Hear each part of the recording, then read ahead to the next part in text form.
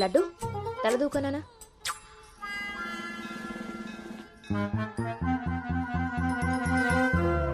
దువ్వెన్న చేతికిస్తే దేవారస విధవలా ఎలాగ పైకి దూకుతున్నాడో చూసావా? ఇలాగే ఊరుకుంటే ముందు వెనక కూడా ఫంకులు ఇస్తాడు, మన కొంప మునుగుతుంది.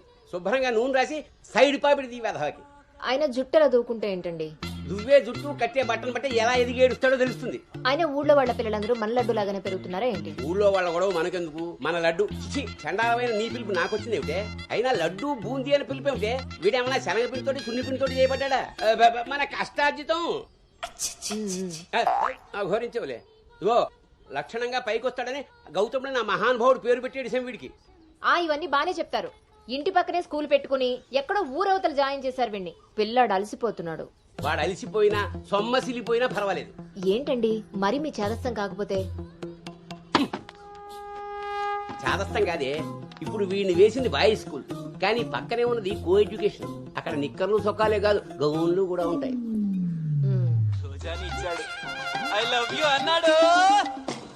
నా పెంపకం ప్రకారం వీడు పడ్డనుకో, కానీ ఏ గౌనన్నా వీడి వెనకాల పడిందనుకో చదువు సంకనాగిపోతుంది. ఏమిటండి వీడి వయసు ఏంటి? మీరు మాట్లాడేదేంటి అసలు? వయస్సు వీడిది. రే నీకొచ్చిన పాట వాడు పాడమ్మా. చిలుక క్షేమమా కులుక కుశలమా ప్రియతమా. అబే ఒక సినిమాకి షికారికి తీసుకెళ్లకుండా మొక్కను కంచె వేసి పెంచినట్టు ఇంత కట్టుదిట్టంగా పెంచుతుంటే ఇప్పుడే వీడు చిలుక క్షేమమా అంటున్నాడు. వదిలేస్తే లక్సు పాప అంటాడు. ఈ జనరేషన్ పుట్టడమే రేసుగుర్రాలా పుడుతున్నారు. కళ్ళె వేయకపోతే కంచె దాటేస్తారు. 20వ సెంచరీలో వీడికి ఏదో ఉద్యోగం వస్తుంది. అసలు అప్పటి జనరేషన్ ఊహించుకుంటేనే భయం వేస్తుంది. ఇప్పుడే వీడిని మనం ల్యాబ్లో పెట్టుకోకపోతే ఇదిగో ఇలా తయారవుతాడు. ఈ రోజు నుంచి మన ఇంట్లో భక్తి ఛానల్ తప్ప ఇంకోటి రావడానికి వీల్లేదు. నా మొహం వస్తాయంట పదా.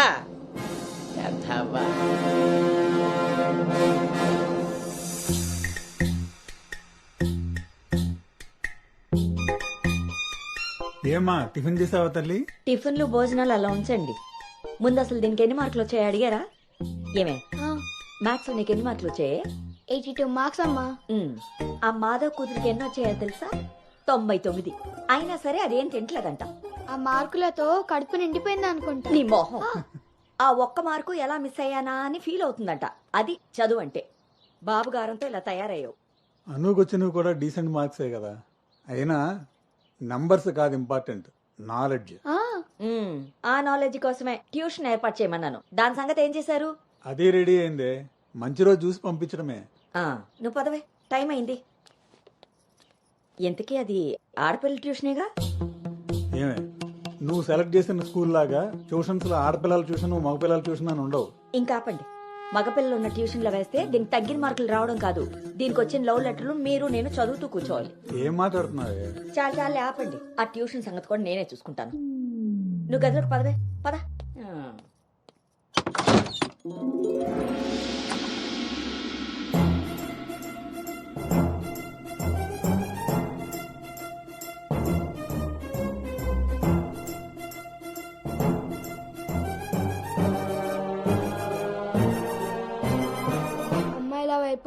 అమ్మాయిల వైపు కన్నెత్తి చూడను, అబ్బాయిలతో పన్నెత్తి మాట్లాడను, వాళ్ళు తల తిప్పి మాట్లాడించిన నేను తల దించుకొని వెళ్ళిపోతాను, నాన్న చెప్పిన మాట జవదాటను, అమ్మకిచ్చిన మాటని మర్చిపోను.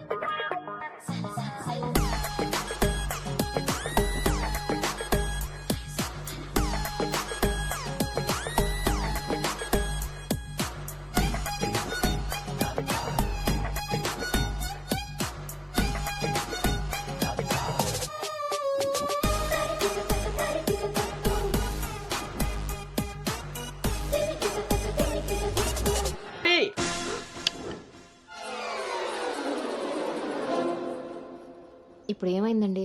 ఇంతకన్నా ఘోరం ఏం జరగాలి? నేను వీడిని రాముడిని పెంచాలనుకుంటుంటే నువ్వు వినాయకంగా కృష్ణుని చేసి పారేసావు. ఇద్దరు దేవుళ్లే కదండి. కాదు, ఇద్దరు ఒకేలా కనిపిస్తారు కానీ ఇద్దరు ఒకటి కాదు. రాముడికి ఒకే భార్య, ఒకే బాణం. అదే కృష్ణుడికి ఒక ఫ్లూటు, దాని నిండా టిం టిం టిం టిం టిం. ఇప్పుడు వీడికి వేషం వేసి ఏం చేస్తారు? అక్కడికి తీసుకెళ్లి ఫ్లూటు తీస్తారు.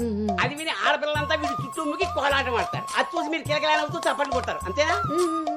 చిన్నమ్మాయి, మీ నవ్వుల్ని మిమ్మల్ని చూసి వీటికి రోజు అదే అలవాటై ఆ మేళ ఇంటికి తీసుకొచ్చి కోలాటం ఆడుతూ ఉంటాడు. అప్పుడు నువ్వు నేను వాళ్ళకి కాఫీలు టీలు అందిస్తూ ఉండాలి. బాబు గౌతమ్ రెడీయా? కాదండి, నేను రెడీ.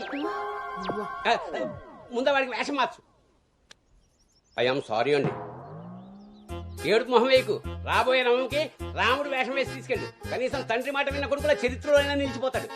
గదిలోకి వెళ్దామా నాన్నగారు?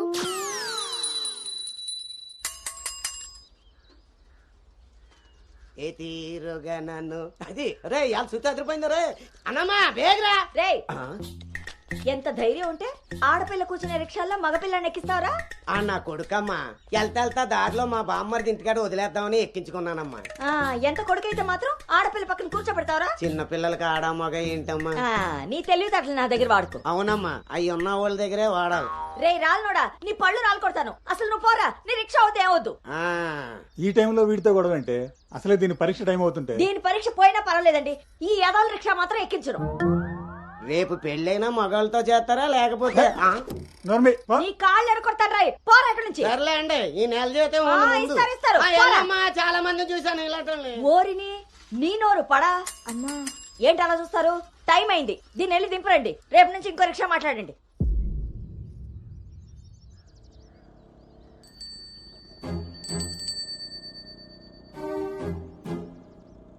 నానా, ఏంటి తల్లి? రేపటి నుంచి నాకు రిక్షాలో ఫ్రెండ్స్ కూడా లేరు కదా?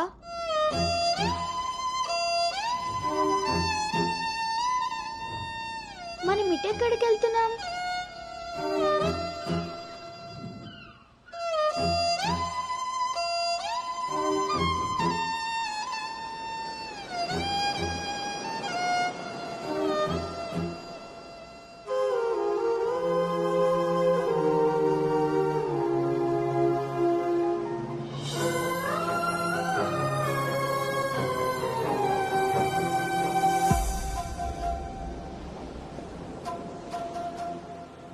ఈ రోజు నుండి తనే నీ బెస్ట్ ఫ్రెండ్. బాధ అయినా సంతోషమైనా తనతోనే పంచుకో.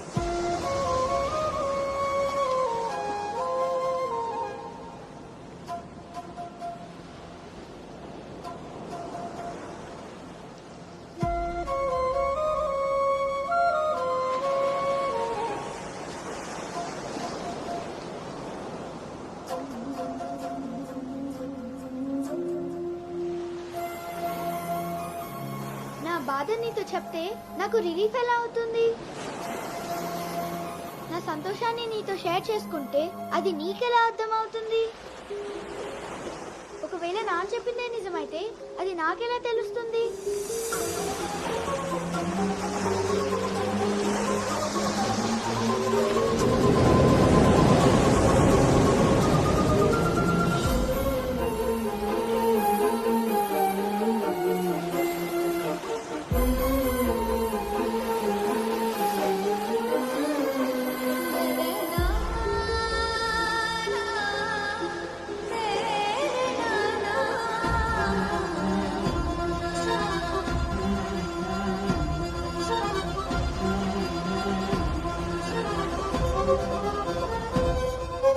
నీకు విషయం చెప్పనా?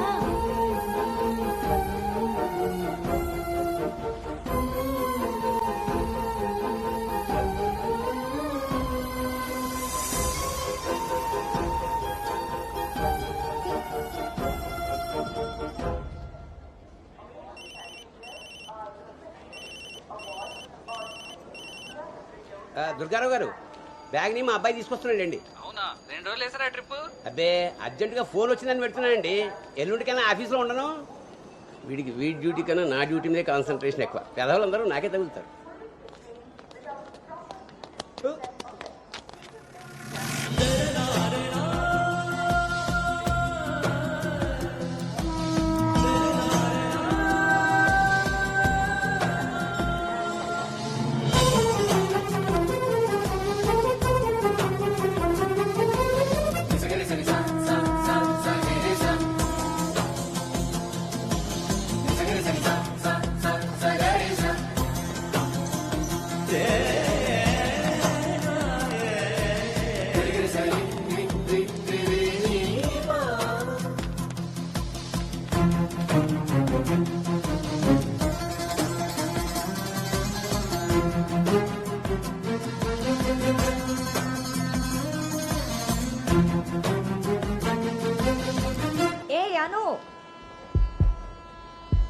సంచి పాడేసి బడితిలా అక్కడి నుంచి నేను చూస్తున్నావు దిగు.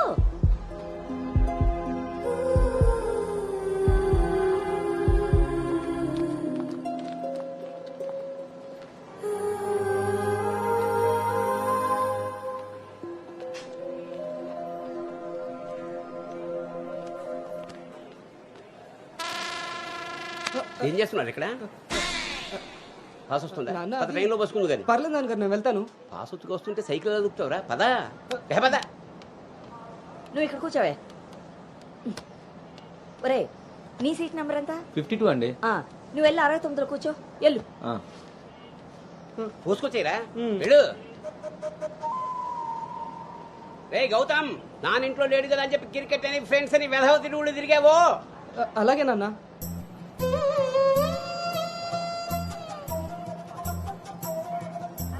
రే గౌతమ్, రోజు ఫోన్ చేస్తాను, ఎప్పుడు చేస్తానో తెలియదు రే, నువ్వే ఎత్తాలి.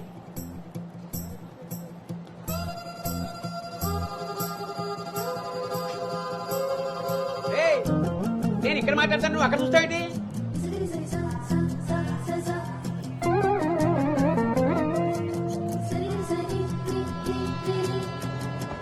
సైకిల్ జాగ్రత్త రోయ్. రే అటెక్కడరా, ఇటు. అలాగే నాన్న.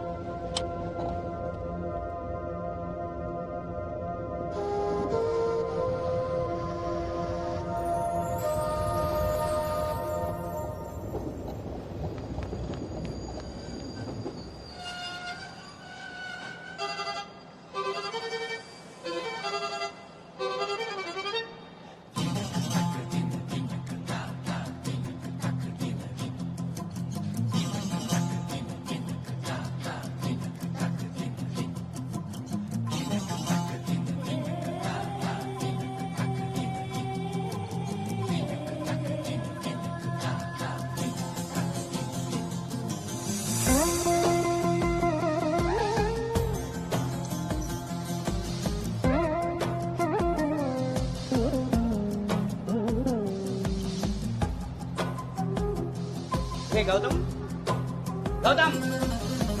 నాన్నయ్, అవును, ఇంతకీ ఆ చేతిలో సంచి ఏమిట్రా? నీవే నాన్న మందులు. నీ చేతికి ఎలా వచ్చాయి? ఇందాక నేను కిందకు వచ్చినప్పుడు పాస్ పోసుకోవడానికి ట్రైన్ ఎక్కినప్పుడు, ఆ తర్వాత మళ్ళీ నువ్వు ఎక్కావు కదా నాన్న. ఆపు. అవునరే, నువ్వెక్కడికి ఎలా వచ్చావురా? మన సైకిల్ తొక్కుంటున్నా.